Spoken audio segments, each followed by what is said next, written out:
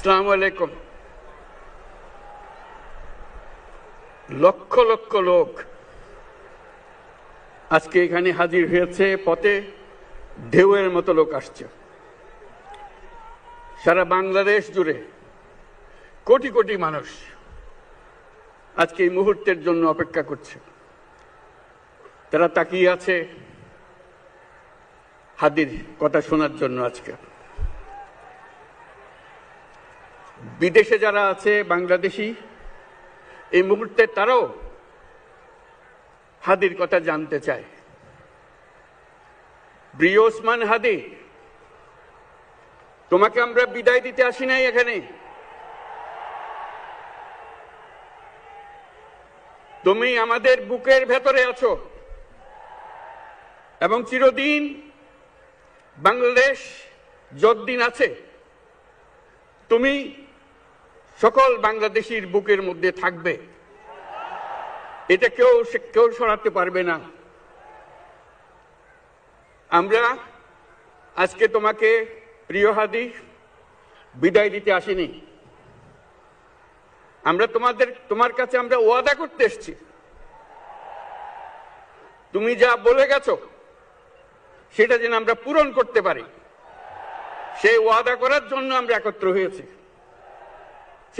সেই ওয়াদা শুধু আমরা নয়, পুরুষানুক্রমে বাংলাদেশের সব মানুষ পূরণ করবে। সেই ওয়াদা করার জন্যই আমরা তোমার কাছে আজকে এসেছি, সবাই মিলে যে যেখানে আছি।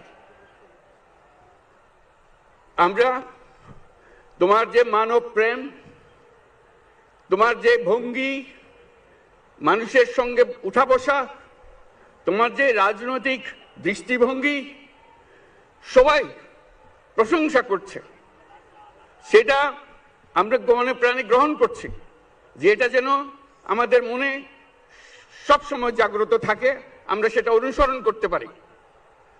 তুমি আমাদেরকে এমন এক মন্ত্র কানে দিয়ে গেছো, সেই মন্ত্র বাংলাদেশের কেউ কোনোদিন ভুলতে পারবে না এবং এই মন্ত্র চিরদিন আমাদের কানে বাঁচতে থাকবে। সেই মন্ত্র বাংলাদেশের বড় মন্ত্র হয়ে আমাদের জাতির সঙ্গে সংযুক্ত থাকবে। তোমার মন্ত্র ছিল চলো বলবীর চির উন্নত মমশির। এই উন্নত মমশিরের যে মন্ত্র তুমি দিয়ে গেছো, সেটা বাংলাদেশি সন্তানের জন্মলগ্ন থেকে যতদিন সে বেঁচে থাকবে নিজের কাছে বলবে চল বলবীর চির উন্নত মমশির, আমাদের শির কখনো নত হবে না। সেই মন্ত্র তুমি আমাদেরকে দিয়ে গেছো, আমাদের সব কাজে সেটা আমরা প্রমাণ করব। আমরা দুনিয়ার সামনে মাথা উঁচু করে চলবো, কারো কাছে মাথা নত করব না। সেই মন্ত্র তুমি আমাদেরকে দিয়ে গেছো, আমরা সেটা পূরণ করে যাব। প্রিয় হাদি, তুমি নির্বাচনে অংশগ্রহণ করতে চেয়েছিলে এবং সেই নির্বাচনে অংশগ্রহণ করতে গিয়ে নির্বাচন কিভাবে করতে হয় তারও একটা প্রক্রিয়া জানিয়ে গেছে আমাদেরকে। সেই প্রক্রিয়া যেন আমরা সবাই মিলে গ্রহণ করি, যে কিভাবে প্রচারণা কার্য চালাতে হয়, কিভাবে মানুষের কাছে যেতে হয়, কিভাবে মানুষকে কষ্ট না দিয়ে তার বক্তব্য প্রকাশ করতে হয়, কিভাবে বিনীতভাবে মানুষের কাছে আসতে হয়, সবকিছু তুমি শিক্ষা দিয়ে গেছো। আমরা এই শিক্ষা গ্রহণ করলাম, আমরা এই শিক্ষা চালু করতে চাই। আমরা সবাই আমাদের জীবনে আমাদের রাজনীতিকে এই পর্যায়ে নিয়ে আসতে চাই, যাতে হাদি আমাদের জীবনে স্পষ্টভাবে জাগ্রত থাকে। হাদি, তুমি হারিয়ে যাবে না, তুমি কোনোদিন কেউ তোমাকে ভুলতে পারবে না। তুমি যুগ যুগ ধরে আমাদের সঙ্গে থাকবে, আমাদেরকে তোমার মন্ত্র পুনঃ পুনঃ মনে করিয়ে দেবে, আমরা তোমাকে মনে করিয়ে দেব চলবীর উন্নত মমশির। আমরা সেই মন্ত্র নিয়ে আজকে সামনের পথে এগিয়ে যাব। তোমাকে আমাদের সবার পক্ষ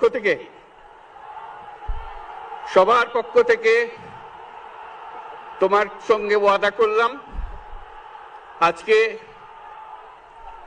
আজকে তোমাকে আল্লাহর হাতে আমানত রেখে গেলাম। আমরা সব সময় তোমার কথা স্মরণ রেখে জাতির অগ্রগতির পথে চলতে থাকব। ধন্যবাদ সবাইকে।